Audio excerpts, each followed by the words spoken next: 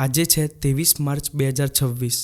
Exactly આજથી 95 વર્ષ પહેલાં એટલે કે 23 માર્ચ 1931ના દિવસે ભગતસિંહ, રાજગુરુ અને સુખદેવને ફાંસી મળી હતી.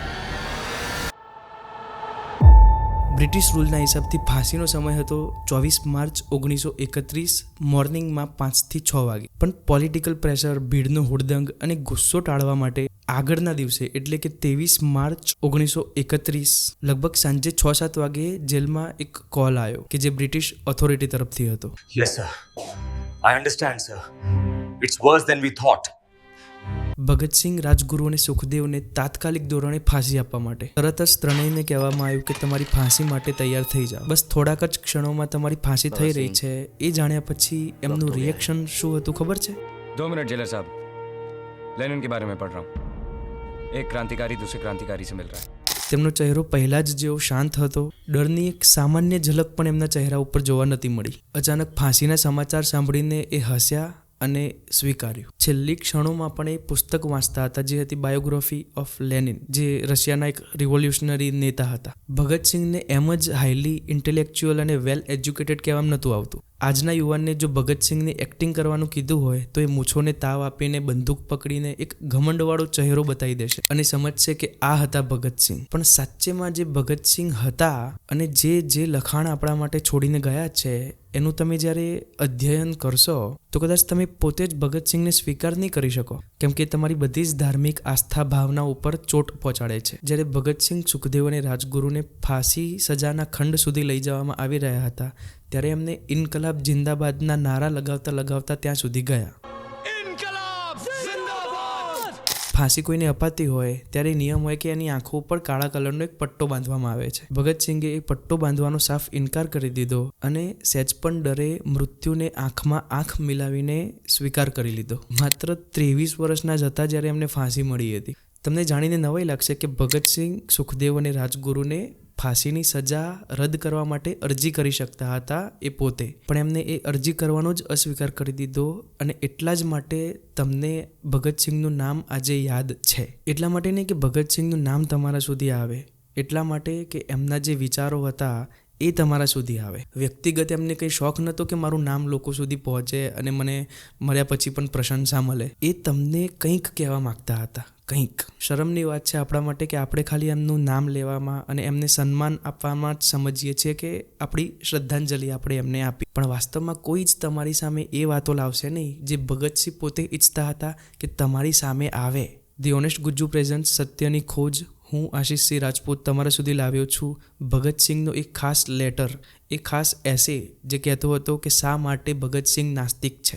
જ્યારે ભગતસિંહને કહેવામાં આવ્યું કે શું તમે ભગવાનમાં માનો છો ત્યારે એમને સાફ ઇનકાર કરી દેતા. ભગતસિંહને કહેવામાં આવ્યું કે તમારી ફાંસીમાં બસ થોડાક જ દિવસો બાકી છે, હવે તો ભગવાનને માનો, હવે તો ભગવાનને પ્રાર્થના કરો, શું ખબર એ તમારા ઉપર મહેરબાન થઈ જાય, તમને ફાંસીથી બચાવે.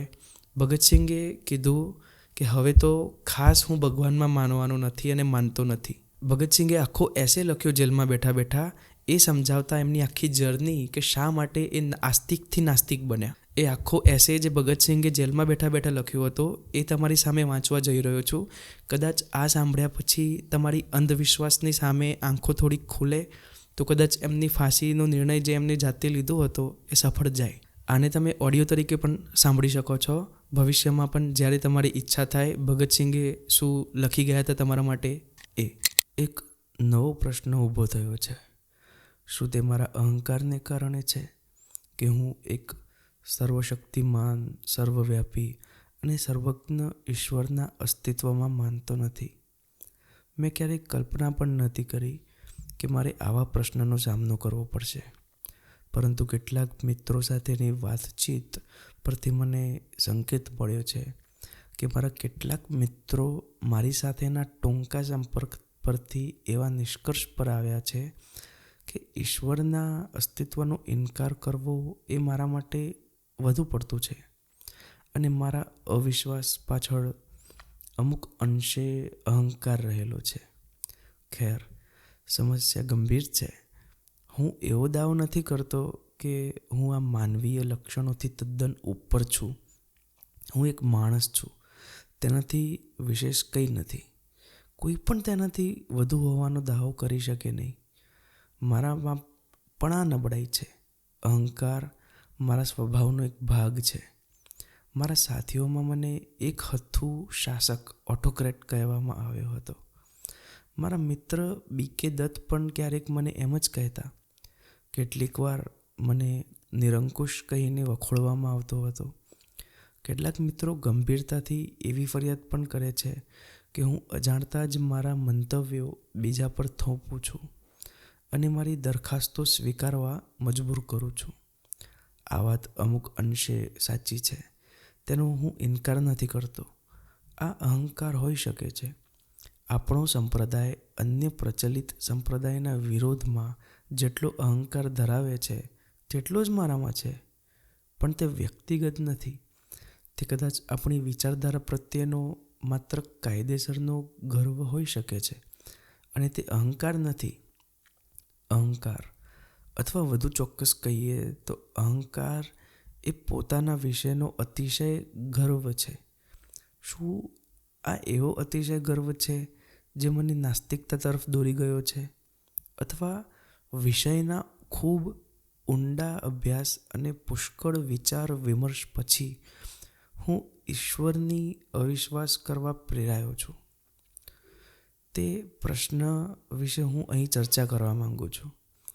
સૌ પ્રથમ તો હું એ સ્પષ્ટ કરી દઉં કે અહંકાર અને ગર્વ બે અલગ વસ્તુઓ છે. દ્રઢ આસ્તિક છે. તેઓ મને દરરોજ પ્રાર્થના કરવા માટે પ્રોત્સાહિત કરતા હતા. આ મારું ઘડતર થયું હતું આ રીતે. અસહકારના દિવસોમાં હું નેશનલ કોલેજમાં જોડાયો. ત્યાં જ મેં ઈશ્વર વિશે પણ તમામ ધાર્મિક સમસ્યાઓ વિશે ઉદારતાથી વિચારવાનું અને ટીકા કરવાનું શરૂ કર્યું. પરંતુ છતાં હું પ્રખર આસ્તિક હતો. તે સમય સુધી મેં વણ કાપેલા લાંબા વાળ રાખવાનું શરૂ કર્યું હતું.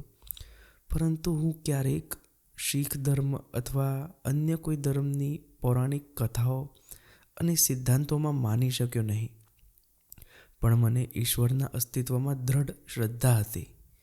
પાછળથી હું ક્રાંતિકારી પક્ષમાં જોડાયો. પ્રથમ નેતા જેમના સંપર્કમાં હું આવ્યો તેઓ પોતે ખાતરી ધરાવતા ન હોવા છતાં ઈશ્વરના અસ્તિત્વનો ઇનકાર કરવાની હિંમત કરી શક્યા નહીં. ઈશ્વર વિશેની મારી સતત પૂછપરછ પર તેઓ કહેતા, તારે જ્યારે ઈચ્છા હોય ત્યારે પ્રાર્થના કર. હવે આ નાસ્તિકતા છે જેમાં તે પંથ અપનાવવા માટે ઓછી હિંમતની જરૂર છે. બીજા નેતા જેમના સંપર્કમાં હું આવ્યો તેઓ દ્રઢ આસ્તિક હતા. મને તેમનું નામ જણાવવા દો. આદરણીય કોમરેડ સચિન્દ્રનાથ સાન્યાલ, જે અત્યારે કાકોરી કાવતરા કેસમાં સંદર્ભમાં આજીવન દેશ નિકાલની સજા ભોગવી રહ્યા છે. તેમના પ્રખ્યાત અને એકમાત્ર પુસ્તક બંદી જીવનના પ્રથમ પાના પરથી જ ઈશ્વરના મહિમાના ગુણગાન કરવામાં આવ્યા છે. તે સુંદર પુસ્તકમાં બીજા ભાગના છેલ્લા પાના પર તેમના રહસ્યવાદ વેદાંતને કારણે ઈશ્વર પર વરસાવવામાં આવેલી સ્તુતિ તેમના વિચારોનો ખૂબ જ વિશિષ્ટ ભાગ છે. 28 જાન્યુઆરી 1925ના રોજ સમગ્ર ભારતમાં વહેંચાયેલું ધ રિવોલ્યુશનરી ક્રાંતિકારી પત્રક પ્રોસિક્યુશનની વાર્તા મુજબ તેમના બૌદ્ધિક શ્રમનું પરિણામ હતું.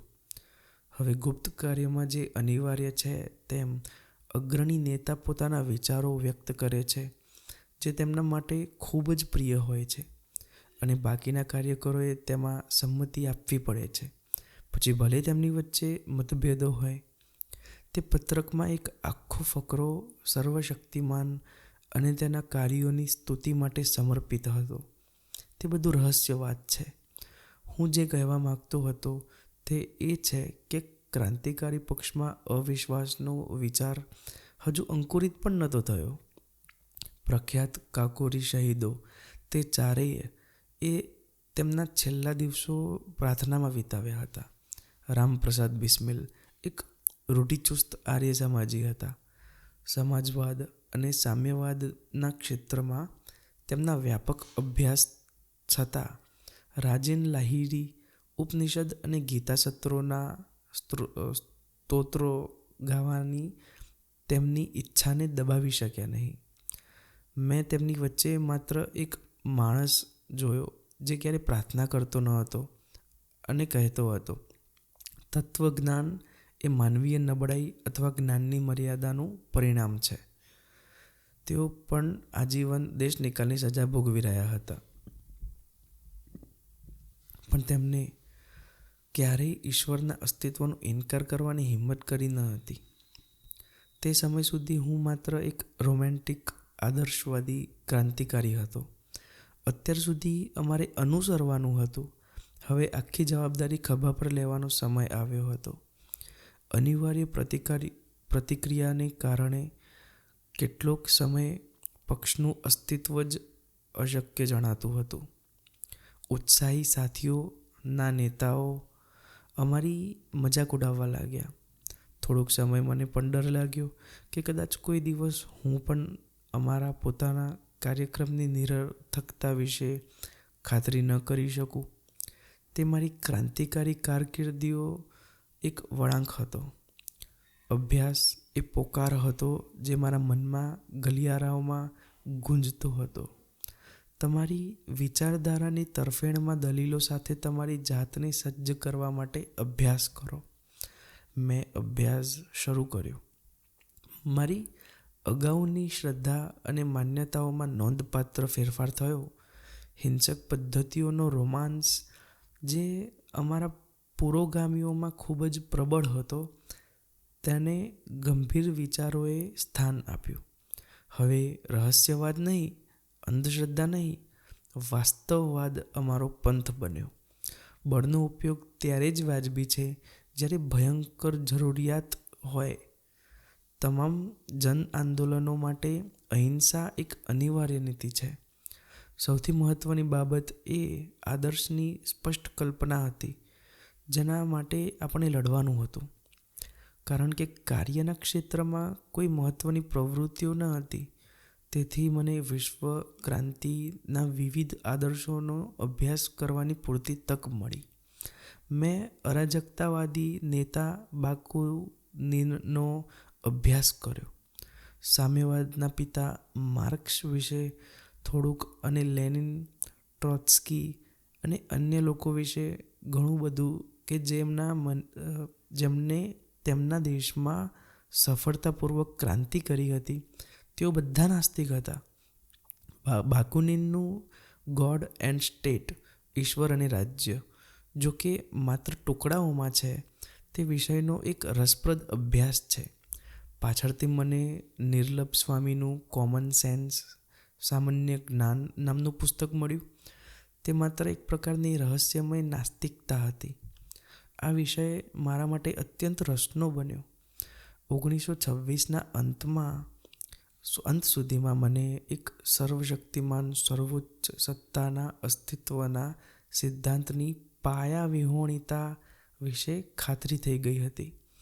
જેણે બ્રહ્માંડનું સર્જન કર્યું, માર્ગદર્શન આપ્યું અને તેનું નિયંત્રણ કર્યું, એ મારા મિત્રો સાથે આ અવિશ્વાસી ચર્ચા કરવાનું શરૂ કર્યું.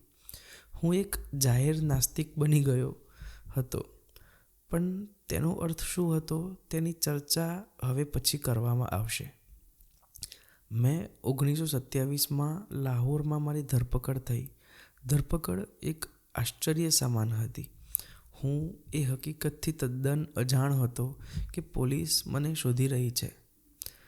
અચાનક એક બગીચામાંથી પસાર થતી વખતે મેં મારી જાતને પોલીસથી ઘેરાયેલી જોઈ.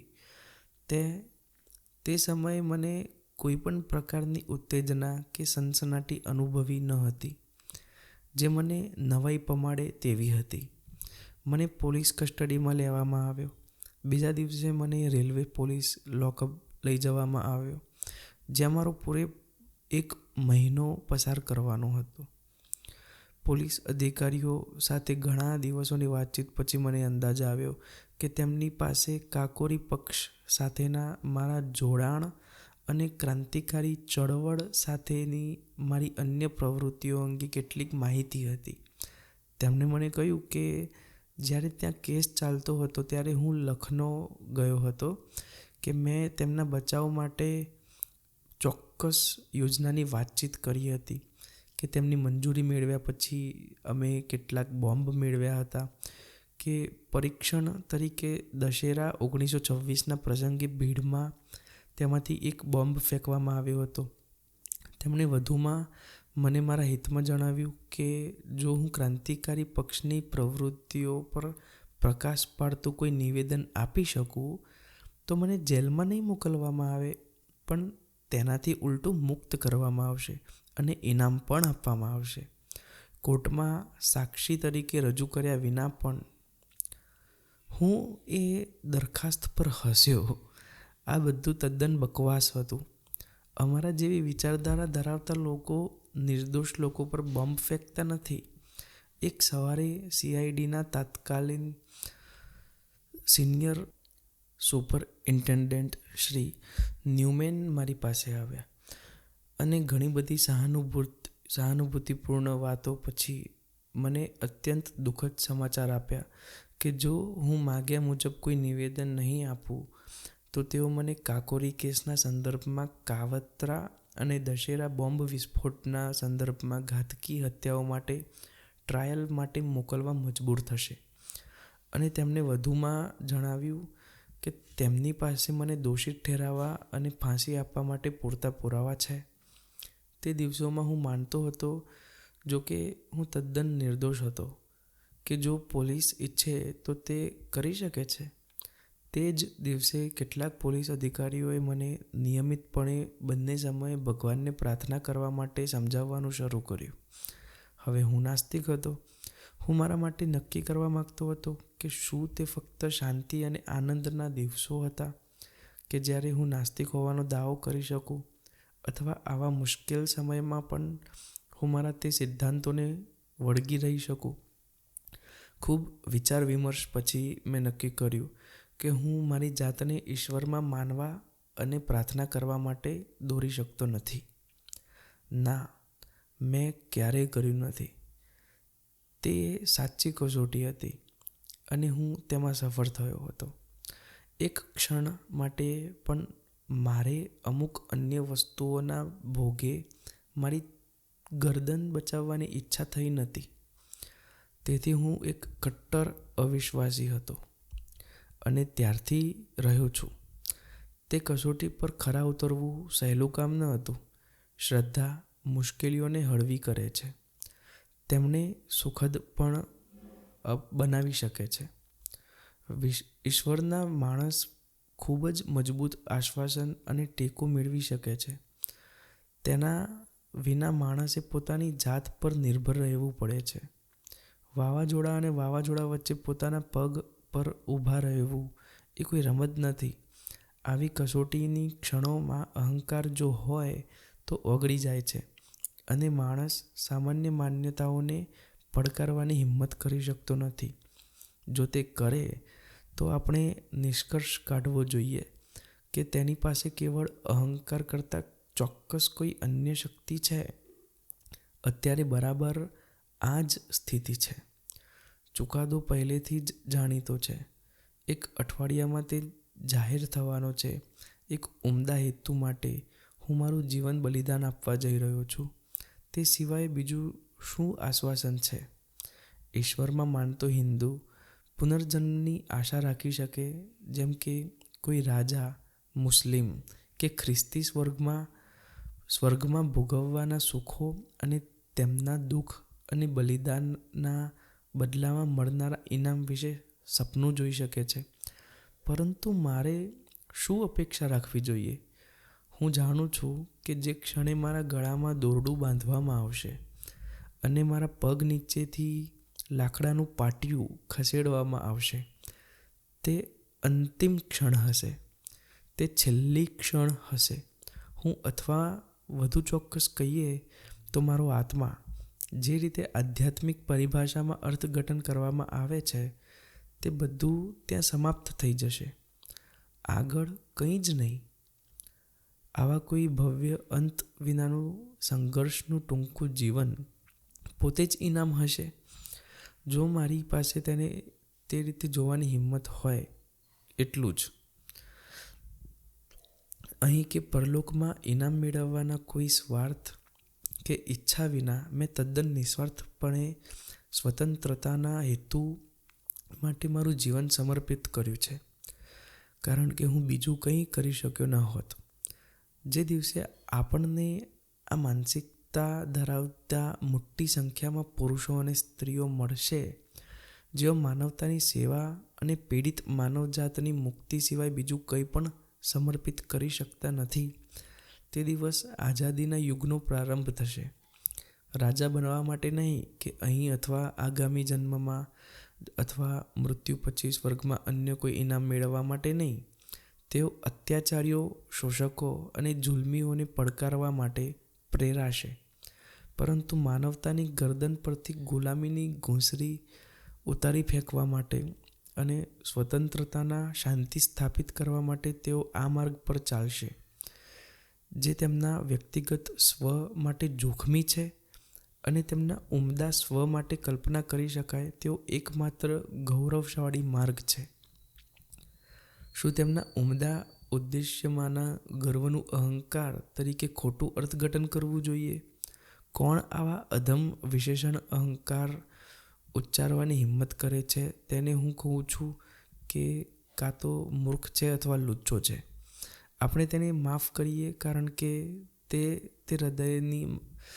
હૃદયમાં ઉછળતી ઊંડાઈ, લાગણી, સંવેદના અને ઉમદા ભાવનાઓને સમજી શકતો નથી.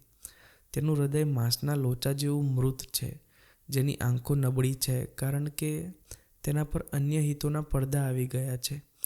આત્મનિર્ભરતાનું હંમેશા અહંકાર તરીકે અર્થઘટન થવાની સંભાવના રહેલી છે.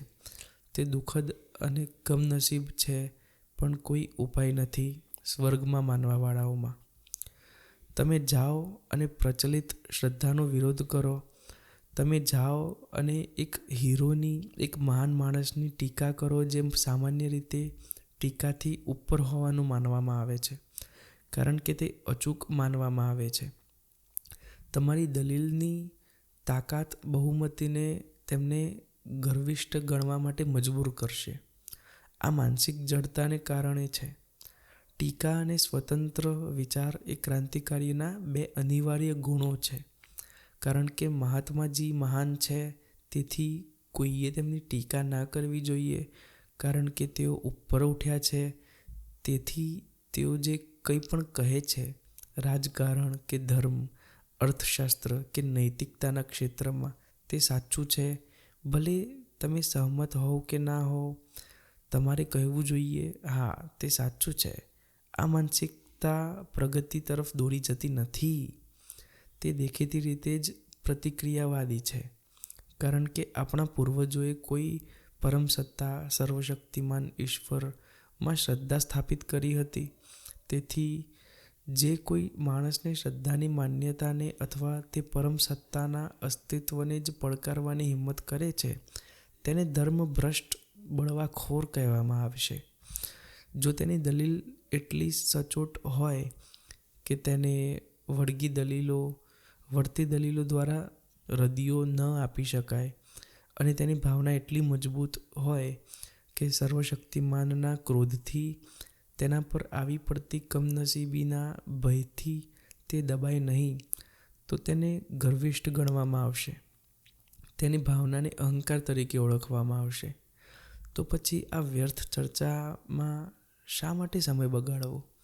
શા માટે આખી વાત પર દલીલ કરવાનો પ્રયાસ કરવો?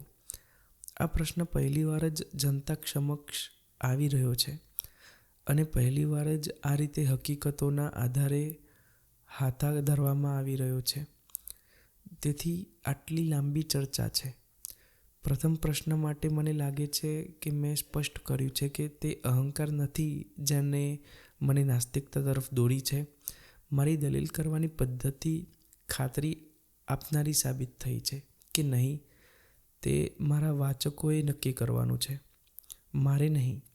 હું જાણું છું કે વર્તમાન સંજોગોમાં ઈશ્વરમાં મારી શ્રદ્ધાએ મારું જીવન સરળ બનાવ્યું હોત, મારો બોજ હળવો કર્યો હોત, અને તેનામાં મારા અવિશ્વાસે તમામ સંજોગોને ખૂબ જ નીરસ બનાવી દીધા છે, અને પરિસ્થિતિ વધુ પડતો કઠોર આકાર ધારણ કરી શકે છે. રહસ્યવાદની થોડીક માત્રા તેને કાવ્યાત્મક બનાવી શકે છે, પરંતુ મારે મારા ભાગ્યને મળવા માટે કોઈ નશાની મદદ જોઈતી નથી. હું એક વાસ્તવવાદી છું, રિયાલિસ્ટ. હું તર્કની મદદથી મારામાં રહેલી વૃત્તિ પર વિજય મેળવવાનો પ્રયત્ન કરી રહ્યો છું. આ લક્ષ્ય હાંસલ કરવામાં હું હંમેશા સફળ થયો નથી, પરંતુ પ્રયત્ન અને કોશિશ કરવી એ માણસની ફરજ છે. સફળતા નસીબ અને સંજોગો પર આધારિત છે. બીજા પ્રશ્ન માટે કે જો તે અહંકાર ન હતો, તો ઈશ્વરના અસ્તિત્વની જૂની અને હજુ પણ પ્રચલિત શ્રદ્ધા પર અવિશ્વાસ કરવા માટે કોઈ કારણ હોવું જોઈએ. હા, હું હવે તેના પર આવું છું. તર્ક છે. મારા મતે, જે માણસ પાસે થોડી પણ તર્ક શક્તિ છે, તે હંમેશા તેના વાતાવરણને તર્કબદ્ધ રીતે સમજવાનો પ્રયત્ન કરે છે. જ્યાં પ્રત્યક્ષ પુરાવાઓના અભાવ હોય છે, ત્યાં તત્વજ્ઞાન મહત્વનું સ્થાન લે છે. મેં અગાઉ જણાવ્યું તેમ, એક ચોક્કસ ક્રાંતિકારી મિત્ર કહેતા હતા કે તત્વજ્ઞાન એ માનવીય નબળાઈનું પરિણામ છે. જ્યારે આપણા પૂર્વજો પાસે આ વિશ્વના રહસ્ય, તેના ભૂતકાળ, વર્તમાન અને ભવિષ્ય, તેના શા માટે અને ક્યાંથી તે ઉકેલવા માટે પૂરતો નવરાશનો સમય હતો, તેમની પાસે પ્રત્યક્ષ પુરાવાઓની ભયંકર અછત હોવાથી દરેક વ્યક્તિએ પોતાના રીતે સમસ્યા ઉકેલવાનો પ્રયત્ન કર્યો. આથી આપણે વિવિધ ધાર્મિક પંથોના મૂળભૂત તફાવતો શોધીએ છીએ, જે ક્યારેક ખૂબ જ વિરોધી અને સંઘર્ષમય સ્વરૂપો ધારણ કરે છે. માત્ર પૂર્વીય અને પશ્ચિમી દર્શનો જ અલગ નથી, પરંતુ દરેક ગોળાર્ધમાં વિવિધ વિચારધારાઓ વચ્ચે પણ તફાવત છે. પૂર્વીય ધર્મોમાં મુસ્લિમ શ્રદ્ધા હિન્દુ સાથે બિલકુલ સુસંગત નથી. શ્રદ્ધા માત્ર ભારતમાં જ બૌદ્ધ ધર્મ અને જૈન ધર્મ ક્યારેક બ્રાહ્મણવાદથી તદ્દન અલગ છે, જેમાં ફરીથી આર્ય સમાજ અને સનાતન ધર્મ જેવા પરસ્પર વિરોધી મતો છે. ચાર્વાક એ પ્રાચીન કાળના અન્ય એક સ્વતંત્ર વિચારક છે. તેમણે પ્રાચીન સમયમાં જ ઈશ્વરની સત્તાને પડકારી હતી. આ તમામ પંથો મૂળભૂત પ્રશ્ન પર એકબીજાથી અલગ પડે છે અને દરેક વ્યક્તિ પોતાને સાચો માને છે. કમનસીબી ત્યાં જ રહેલી છે. અજ્ઞાનતા સામેના આપણા ભવિષ્યના સંઘર્ષ માટે પ્રાચીન વિદ્વાનો અને વિચારકોના પ્રયોગો અને અભિવ્યક્તિઓને આધાર તરીકે વાપરવાને બદલે અને આ રહસ્યમય સમસ્યાનો ઉકેલ શોધવાનો પ્રયાસ કરવાને બદલે આપણે આળસુ સાબિત થયા છીએ અને શ્રદ્ધાનો પોકાર કરીએ છીએ. તેમના સંસ્કરણો પ્રત્યે અવિચળ અને અડગ શ્રદ્ધા રાખીએ છીએ અને આમ માનવ પ્રગતિમાં જડતા લાવવા માટે દોષિત છીએ. કોઈપણ માણસ જે પ્રગતિ માટે ઊભો છે, તેણે જૂની શ્રદ્ધાની દરેક બાબતની ટીકા કરવી જોઈએ, તેમાં અવિશ્વાસ કરવો જોઈએ અને તેને પડકારવી જોઈએ. પ્રચલિત શ્રદ્ધાના દરેક ખૂણાને તેણે તર્કબદ્ધ રીતે સમજવો પડશે. જો પુષ્કળ તર્ક કર્યા પછી કોઈ વ્યક્તિ કોઈ સિદ્ધાંત અથવા દર્શનમાં માનવા તરફ દોરાય છે, તો તેની શ્રદ્ધા આવકાર્ય છે. તેની તર્કશક્તિમાં ભૂલ હોઈ શકે છે. તે ખોટી, ગેરમાર્ગે દોરનારી અને ક્યારેક ભ્રામક હોઈ શકે છે, પરંતુ તેમાં સુધારાની શક્યતા છે, કારણ કે તર્ક એ તેના જીવનનો માર્ગદર્શક તારો છે. પરંતુ માત્ર શ્રદ્ધા અને અંધશ્રદ્ધા જોખમી છે. તે મગજને જડ બનાવી દે છે અને માણસને પ્રતિક્રિયાવાદી બનાવે છે. જે માણસ વાસ્તવવાદી હોવાનો દાવો કરે છે, તેણે સમગ્ર પ્રાચીન શ્રદ્ધાને પડકારવી પડશે. જો તે તર્કના હુમલા સામે ટીકા ન કરી શકે, તો તે ભાંગી પડે છે. પછી તેના માટે પ્રથમ કામ એ આખું માળખું તોડી પાડીને નવું દર્શન ઊભું કરવા માટે જગ્યા સાફ કરવાનું છે. આ નકારાત્મક બાજુ છે. ત્યારબાદ સકારાત્મક કાર્ય શરૂ થાય છે, જેમાં ક્યારેક જૂની શ્રદ્ધાની કેટલીક સામગ્રીઓ પુનઃનિર્માણના હેતુ માટે ઉપયોગ કરી શકાય છે. જ્યાં સુધી મારો સંબંધ છે, મારે શરૂઆતમાં જ સ્વીકારવું જોઈએ કે હું આ મુદ્દા પર વધુ અભ્યાસ કરી શક્યો નથી. મને પૂર્વીય દર્શન ભણવાની ખૂબ જ ઈચ્છા હતી, પણ તેમ કરવાની કોઈ તક કે મોકો મળ્યો નથી. પરંતુ જ્યાં સુધી નકારાત્મક અભ્યાસની ચર્ચા છે, મને લાગે છે કે હું જૂની શ્રદ્ધાની મજબૂતી પર પ્રશ્ન ઉઠાવવા સુધી ખાતરી ધરાવું છું. પ્રકૃતિની હિલચાલનું માર્ગદર્શન અને નિર્દેશન કરતી કોઈ સભાન સર્વોચ્ચ સત્તાના અસ્તિત્વ ન હોવા વિશે મને ખાતરી થઈ ગઈ છે.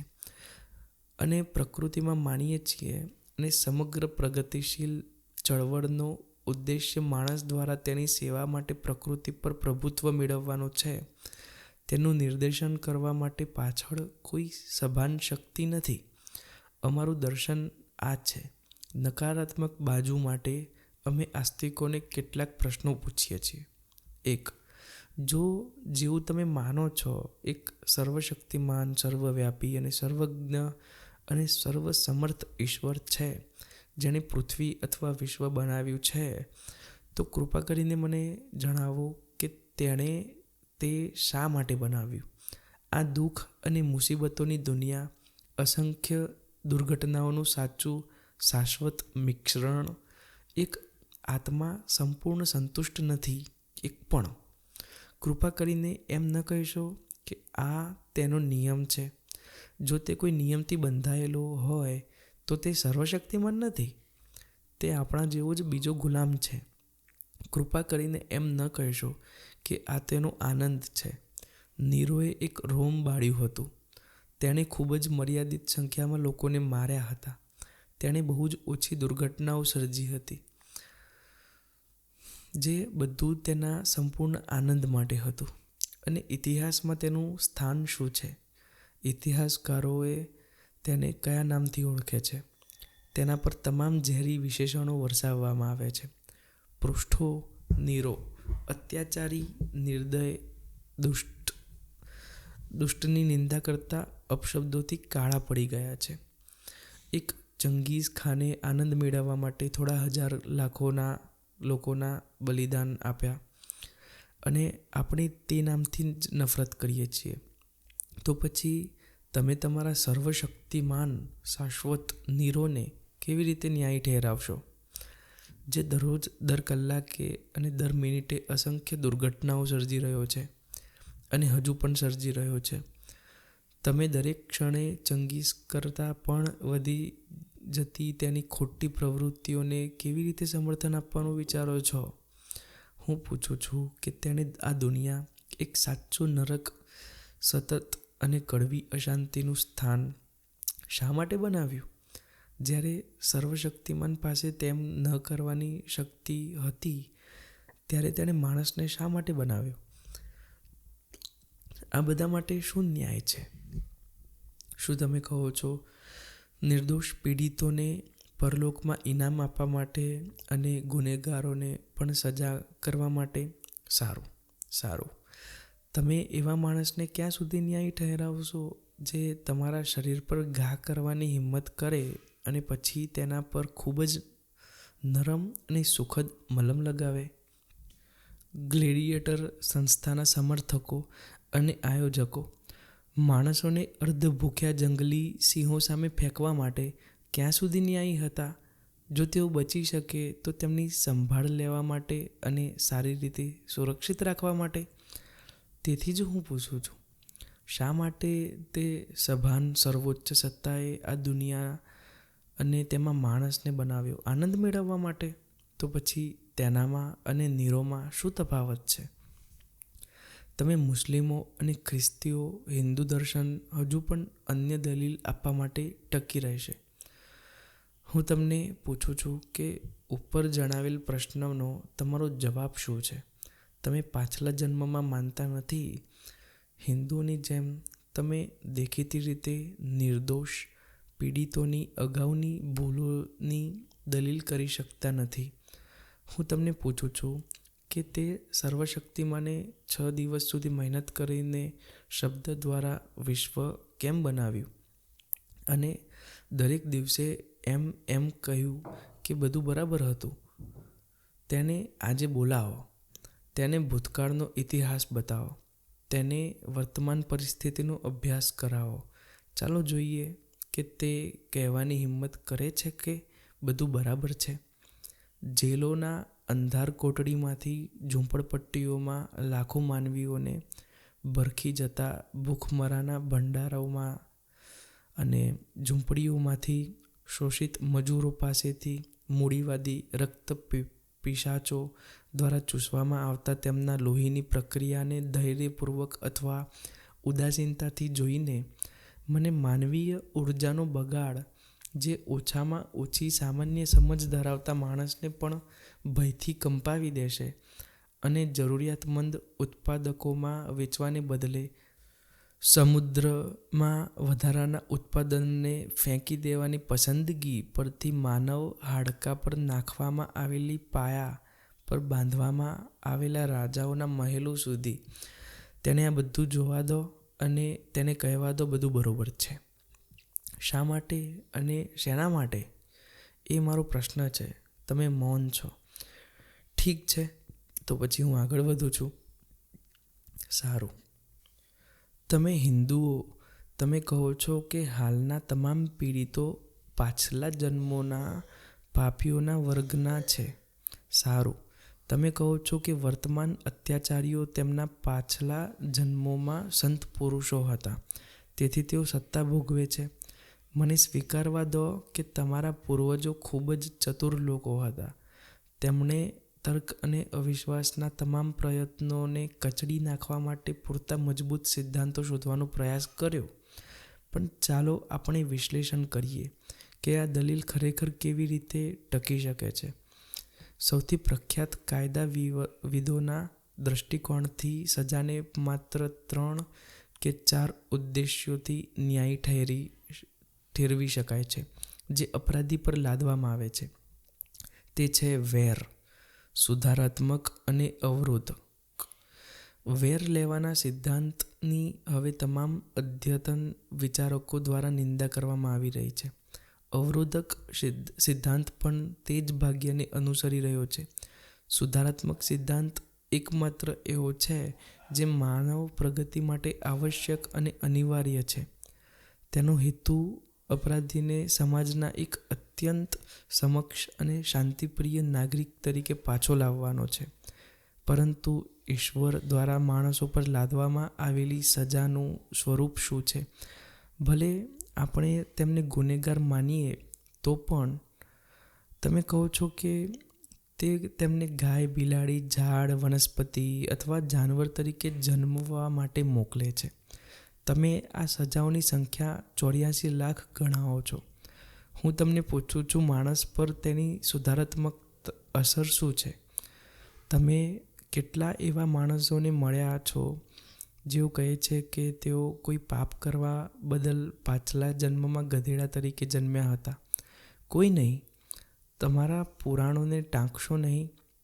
મારી પાસે તમારી પૌરાણિક કથાઓને સ્પર્શવાની કોઈ તક નથી. તદુપરાંત, શું તમે જાણો છો કે આ દુનિયામાં સૌથી મોટું પાપ ગરીબ હોવું છે? ગરીબી એ પાપ છે, તે સજા છે. હું તમને પૂછું છું કે તમે એવા અપરાધ શાસ્ત્રી, કાયદાવિદ કે ધારાસભ્યની કેટલી પ્રશંસા કરશો જે સજાના એવા પગલાં સૂચવે છે જે અનિવાર્યપણે માણસોને વધુ અપરાધ કરવા માટે મજબૂર કરશે? શું તમારા ઈશ્વરે આ વિચાર્યું ન હતું? અથવા તેણે પણ આ વસ્તુઓ અનુભવથી શીખવી પડી હતી, પરંતુ માનવતા દ્વારા વેઠવામાં આવેલા અકલ્પનીય દુઃખના ભોગે? તમે શું વિચારો છો કે ગરીબ અને અભણ પરિવારમાં જન્મેલા માણસનું નસીબ શું હશે? ધારો કે ચમાર કે સફાઈ કામદાર. તે ગરીબ છે, તેથી તે અભ્યાસ કરી શકતો નથી. તે તેના સાથી માનવીઓ દ્વારા ધિક્કારવામાં આવે છે અને ત્યજી દેવામાં આવે છે, જેઓ પોતાને ઉચ્ચ માને છે કારણ કે તેઓ ઉચ્ચ જ્ઞાતિમાં જન્મ્યા છે.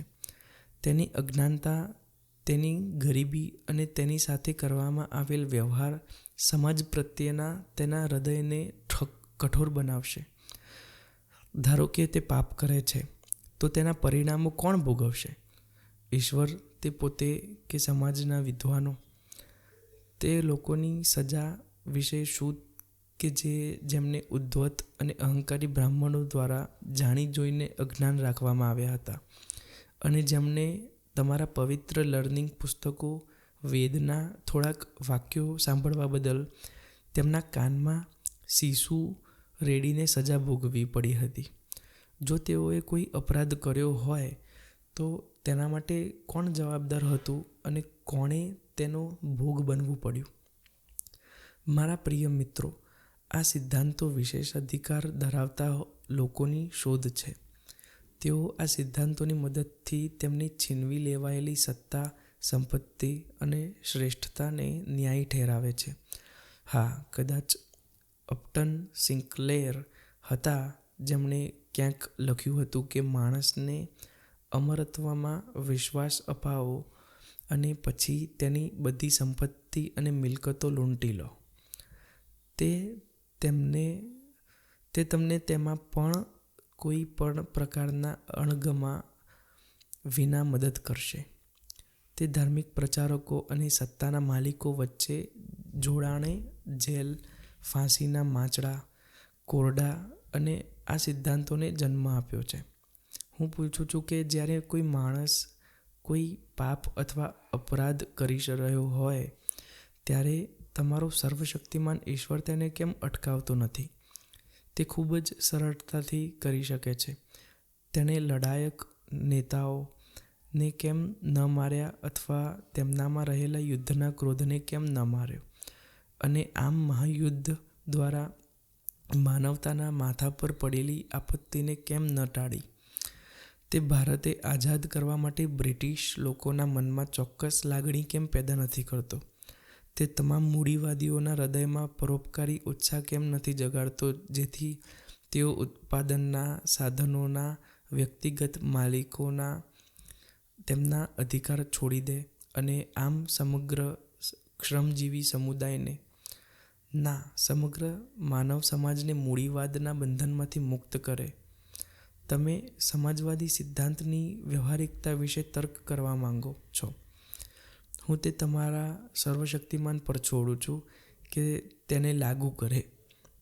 જ્યાં સુધી સામાન્ય કલ્યાણનો સંબંધ છે ત્યાં સુધી લોકો સમાજવાદની યોગ્યતાને ઓળખે છે.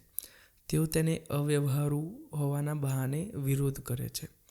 સર્વશક્તિમાનને આગળ આવવા દો અને બધું વ્યવસ્થિત રીતે ગોઠવવા દો. હવે દલીલો ફેરવવાનો પ્રયાસ કરશો નહીં. તે ક્રમની બહાર છે. મને કહેવા દો, બ્રિટિશ શાસન અહીં એટલા માટે નથી કારણ કે ઈશ્વરની ઈચ્છા છે, પણ એટલા માટે છે કારણ કે તેમની પાસે સત્તા છે અને આપણે તેમનો વિરોધ કરવાની હિંમત નથી કરતા.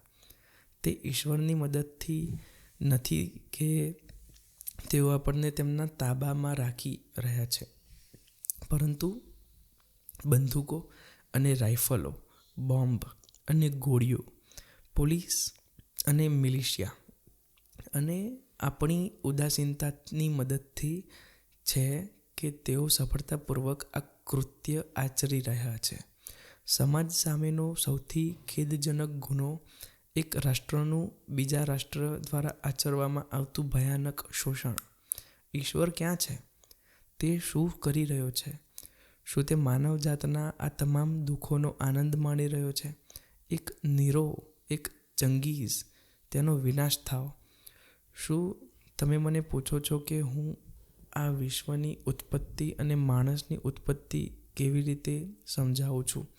ઠીક છે, હું તમને કહું છું. ચાર્લ્સ ડાર્વિનને આ વિષય પર થોડો પ્રકાશ પાડવાનો પ્રયત્ન કર્યો છે. તેનો અભ્યાસ કરો. સોહમ સ્વામીનું કોમન સેન્સ વાંચો. તે તમારા પ્રશ્નનો અમુક અંશે જવાબ આપશે. આ પ્રકૃતિની એક ઘટના છે. નિહારિકા ના આકારમાં વિવિધ પદાર્થોના આકસ્મિક મિશ્રણથી આ પૃથ્વી ઉત્પન્ન થઈ. ક્યારે? ઇતિહાસ તપાસો.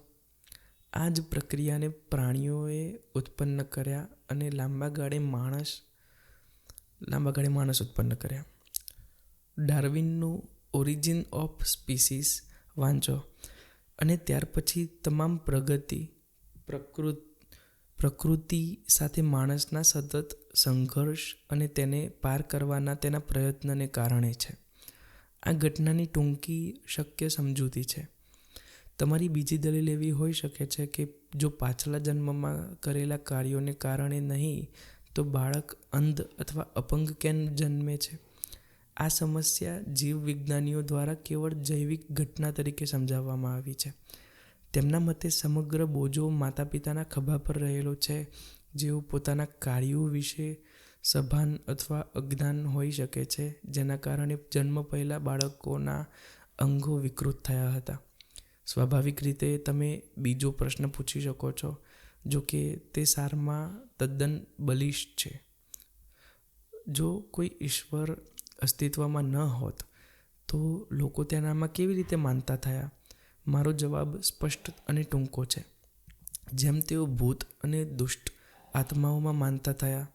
એકમાત્ર તફાવત એ છે કે ઈશ્વરમાં વિશ્વાસ લગભગ સાર્વત્રિક છે અને તેનું દર્શન સારી રીતે વિકસિત છે. કેટલાક ક્રાંતિકારીઓથી વિપરીત, હું તેની ઉત્પત્તિ અને શોષકોને ચાલાકીને આભારી નથી, જેઓ લોકોને સર્વોચ્ચ સત્તાના અસ્તિત્વનો ઉપદેશ આપીને પછી તેમની વિશેષાધિકૃત સ્થિતિઓ માટે તેની પાસેથી સત્તા અને મંજૂરી મેળવીને તેમણે તેમના તાબામાં રાખવા માંગતા હતા. જો કે હું તેમની સાથે આ આવશ્યક મુદ્દા પર સહમત છું કે તમામ શ્રદ્ધાઓ, ધર્મો, પંથો અને આવી અન્ય સંસ્થાઓ અંતે અત્યાચારી અને શોષણકારી સંસ્થાઓ, પુરુષો અને વર્ગોના માત્ર સમર્થકો બની ગઈ. દરેક ધર્મ મુજબ રાજા સામે બળવો હંમેશા પાપ છે.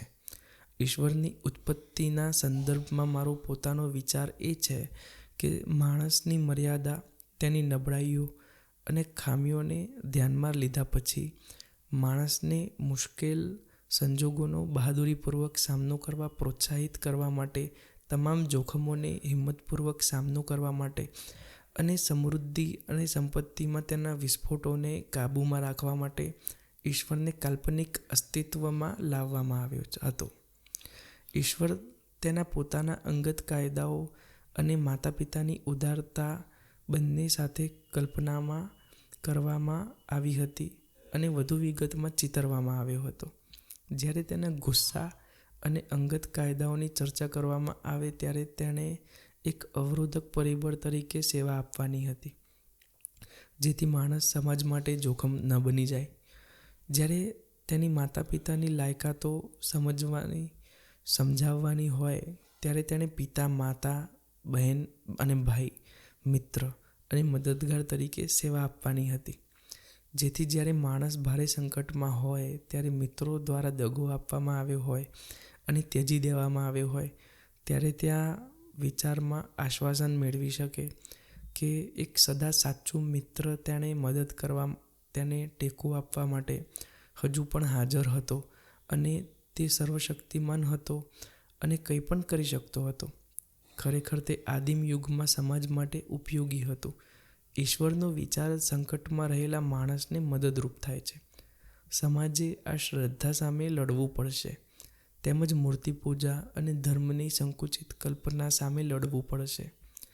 તેવી જ રીતે જ્યારે માણસ પોતાના પગ પર ઊભો રહેવાનો પ્રયત્ન કરે છે અને વાસ્તવવાદી બને છે, ત્યારે તેણે શ્રદ્ધાને બાજુ પર ફેંકી દેવી પડશે અને તે તમામ તકલીફો, મુસીબતોનો હિંમતપૂર્વક સામનો કરવો પડશે. જેઓ સંજોગો તેને ફેંકી શકે છે. મારી બરાબર આ જ સ્થિતિ છે. એ મારો અહંકાર નથી, મારા મિત્રો. તે મારી વિચારવાની રીત છે જેણે મને નાસ્તિક બનાવ્યો છે. હું નથી જાણતો કે મારા કિસ્સામાં ઈશ્વર, શ્રદ્ધા અને દૈનિક પ્રાર્થના, કે જેને હું માણસ તરફથી સૌથી સ્વાર્થી અને અધમ કૃત્ય માનું છું, તે પ્રાર્થનાઓ મદદરૂપ સાબિત થઈ શકે છે કે તેઓ મારા કેસને વધુ ખરાબ કરશે. મેં તમામ મુશ્કેલીઓનો ખૂબ જ બહાદુરીપૂર્વક સામનો કરતા નાસ્તિકો વિશે વાંચ્યું છે. તેથી હું અંત સુધી ઊંચા મસ્તકે માણસની જેમ ઊભા રહેવાનો પ્રયત્ન કરી રહ્યો છું, ફાંસીના માંચડા પર પણ. ચાલો જોઈએ કે હું કેવી રીતે નિભાવું છું. એક મિત્રે મને પ્રાર્થના કરવાનું કહ્યું. જ્યારે મારી નાસ્તિકતા વિશે જાણ કરવામાં આવી ત્યારે તેમણે કહ્યું, તમારા છેલ્લા દિવસોમાં તમે માનવા લાગશો. મેં કહ્યું, ના પ્રિય સાહેબ, એવું નહીં થાય. હું તેને મારા પક્ષે અધઃપતન અને નૈતિક પતનનું કૃત્ય માનીશ. સ્વાર્થી હેતુઓ માટે હું પ્રાર્થના કરવાનો નથી. વાચકો અને મિત્રો, શું આ અહંકાર છે? જો તે છે તો હું તેની પડખે ઊભો છું.